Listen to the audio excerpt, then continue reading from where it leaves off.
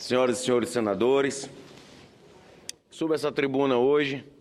Antes de iniciar meu discurso, quero agradecer ao senador Hélio José por ter me dado a oportunidade de subir nessa tribuna em seu lugar.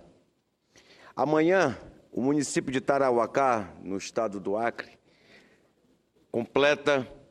faz aniversário. No momento que Tarauacá, do ano passado até esse ano, de outubro até o mês de março, sofreu 8 enchentes. E vivemos uma crise econômica muito grande.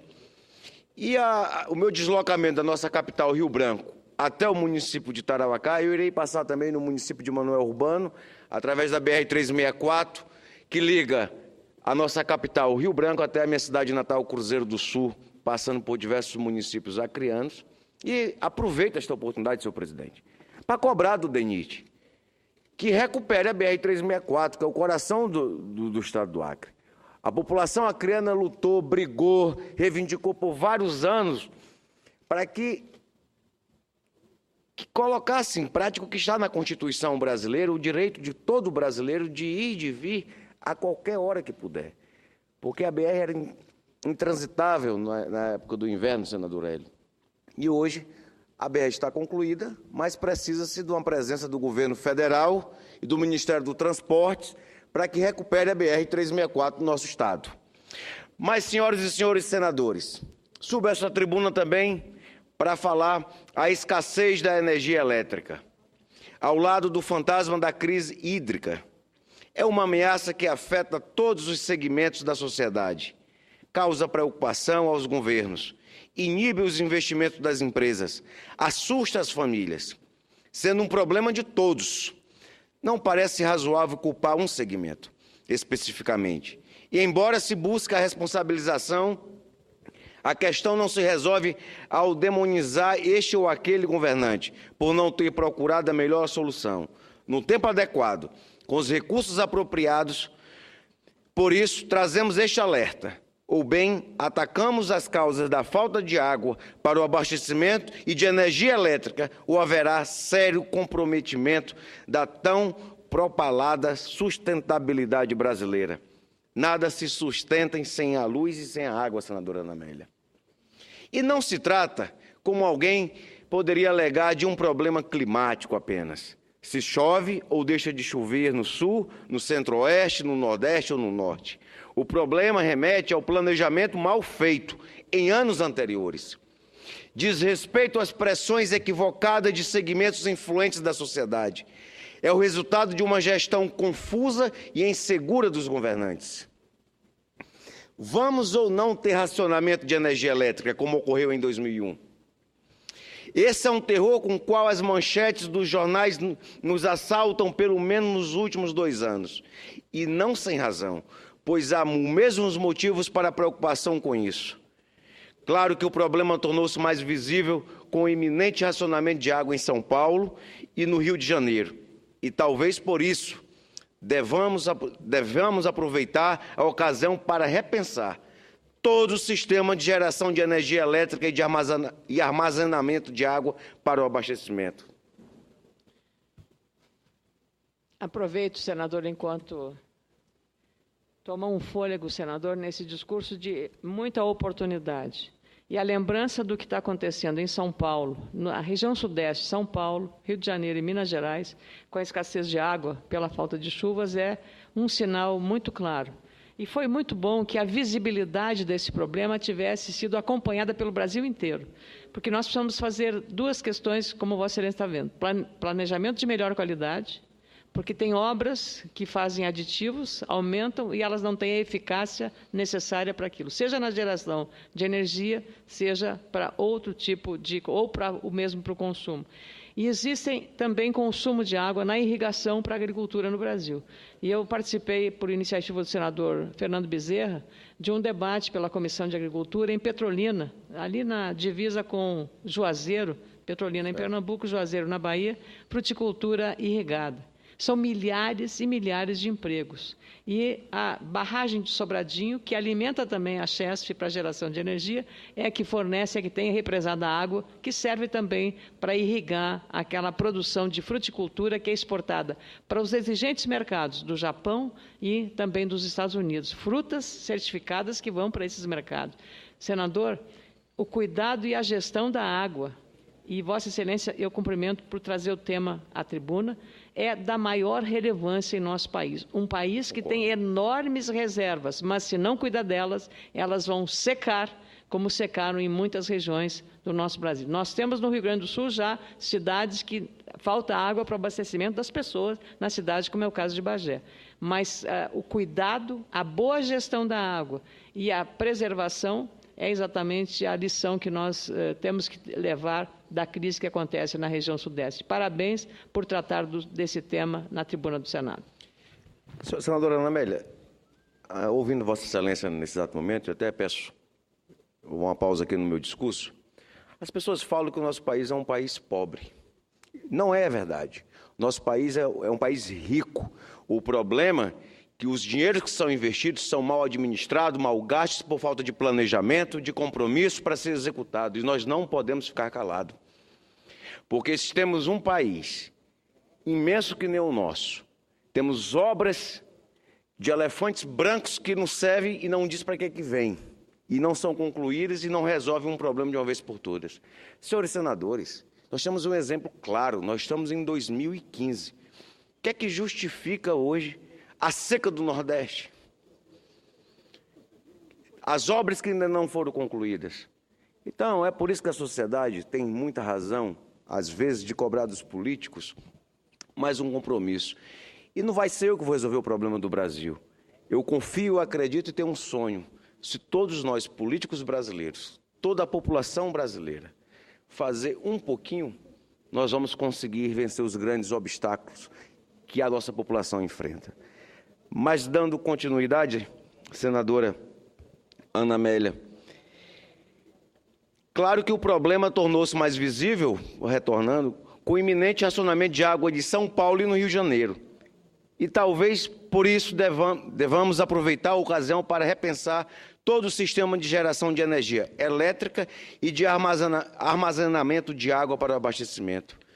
Não é novidade para ninguém que as nossas usinas hidrelétricas têm sido construídas a fio d'água, por pressões de ambientalistas equivocados.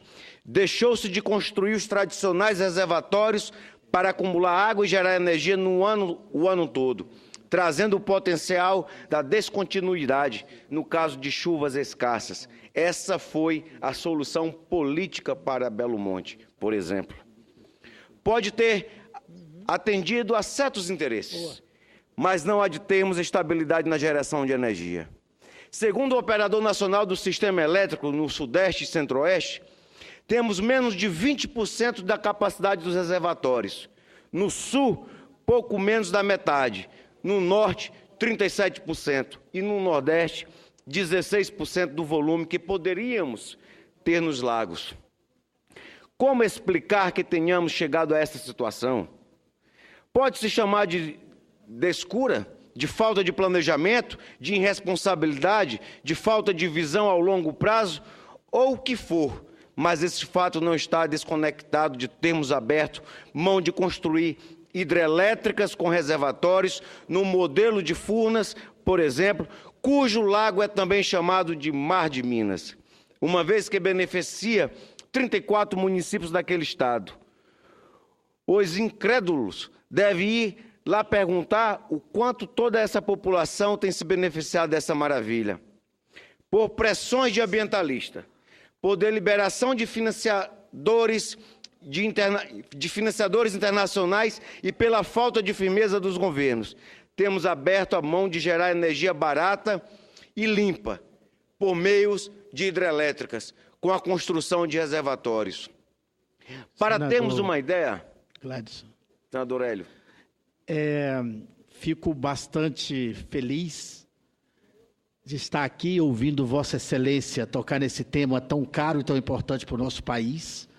Há mais ou menos uma semana atrás, eu fiz um discurso aqui que relatava essas dificuldades que estamos tendo com essa seca no Sudeste brasileiro, que tem causado exatamente isso que você falou, uma das maiores estiagens da história do nosso país, né, nessa região. Hoje os reservatórios não conseguem atender na plenitude a necessidade do Sistema Interligado Nacional de Energia Elétrica. Eu tenho debatido bastante nessa casa a importância de gerações distribuída. Distribuída seria a geração da energia no local onde ela é consumida, tá certo? Então, consequentemente, o Brasil tem fórmula adequada, se discutir bem e a gente incentivar a energia fotovoltaica, o sol imenso que tem lá, tá certo? As energias eólicas, de biomassa, para poder fazer essa compensação. Eu já apresentei, inclusive, um projeto nessa casa, discutindo exatamente fórmula para que nós possamos estar tornando uma realidade a energia doméstica, que seria essa energia fotovoltaica. Eu acho que poderia resolver de sobremaneira algumas dificuldades que se tem, principalmente com a área de transmissão de energia ou distribuição, para atender essas comunidades, muitas delas inclusive isoladas, né? E também no sentido de equilibrar o sistema, quer dizer, diminuir a ponta de carga, né? O que faz com que o sistema funcione de uma forma mais adequada. O vosso estado, que é o Acre, tem sofrido muito com relação às enchentes contínuas, né, que tem devastado o Rio Branco e coisa e tal, e outras cidades, né, com muita dificuldade, Brasileia e etc. e tal. É necessário que eu, como presidente da Frente Parlamentar da Infraestrutura, que a gente faça um debate no intuito de ver essa melhor infraestrutura para o seu estado. Eu acho que não tem sentido, Rio Branco já tem, parece que 3 ou 4 ou 5 anos seguidos, levando esse tipo de enchentes, e nós temos que tomar providência. Tem que obras de engenharia, eu que sou engenheiro, existe para solucionar problemas, tá certo? Problemas também. Né? E acredito plenamente que temos capacidade disso. Concordo com Vossa Excelência que essa questão de alguns equivocados que fizeram a questão de priorizar hidroelétricas a fio d'água foi um prejuízo para o nosso país de sobremaneira, porque não tem sentido, por exemplo, uma Belo Monte gastar 38 bilhões e poderia gerar 12 mil megawatts ou até 14, e vai gerar apenas 4,5 na ponta fixa, o que torna ela, com o investimento que está sendo feito, assim, com 1/3 da capacidade que ela poderia ter, tá certo? Então, seria necessário que esse debate fosse melhor aprofundado, para que a gente não faça mais esse tipo de procedimento de altos investimentos em obras que poderia dar melhor tranquilidade ao sistema, e não é dado exatamente por falta de encarar da forma que deva ser encarado essa discussão. Você lembrou bem o Lago de Furnas. Então, o Lago de Furnas, que é o Mar Mineiro, né, demonstra essa questão. E, para finalizar, eu acredito que nós temos que pensar, especificamente no caso de Rio Branco, e também no próprio sistema do Sudeste e outro sistema do Nordeste, a possibilidade de fazer algumas barragens de contenção, de reserva de água, tá certo? Para que nós possamos enfrentar esse tipo de crise que nós temos agora de uma forma mais adequada, para que o sistema não fique tão vulnerável como está exatamente neste momento. Então, há uma semana atrás, o ministro de Minas e Energia esteve aqui, dando esperança a nós, quando ele fala que o Ministério das Minas e Energia vai estar investindo em microgeração distribuída, em geração distribuída no geral e em sistemas alternativos de energia, o que faz com que o nosso país possa estar numa vanguarda nessa discussão. Muito obrigado, senador. Obrigado, senador Hélio.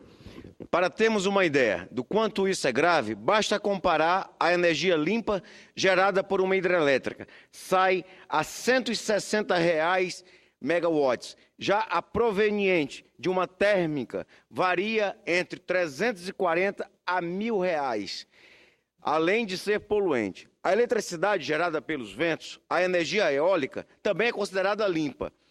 Já se tornou competitiva do ponto de vista do preço, mas ela é apenas complementar, depois da existência do de vento. Ainda que tenhamos bons ventos no Brasil, a geração eólica serve apenas para ajudar a guardar água nos reservatórios ou evitar a geração térmica, cara e poluente, como já disse. A alegação de que os reservatórios alagam vastas extensões e prejudicam a biodiversidade não se sustenta em um país como o nosso, de larga extensão territorial, que detém o terceiro maior potencial hidrelétrico do mundo. Uma riqueza incalculável, mas da metade da qual ainda não foi explorada. Adicionalmente, muitas outras vantagens advêm dos lagos, como o controle de enchentes, a piscicultura, o turismo e, pasmem, o abastecimento de água para a população brasileira. Aproveitamos este momento de crise de abastecimento de energia elétrica e de água para o consumo humano e irrigação e tenhamos a coragem de rever todo o modelo de produção para ambas as dimensões. Esperamos, senador Hélio, que o Senado Federal, por intermédio de sua comissão própria, tome a frente da resolução desta questão. E, ao mesmo tempo, senhor presidente, pedimos que o Poder Executivo, por meio de seus ministérios e agências especializados, se debrucem sobre essa saída óbvia.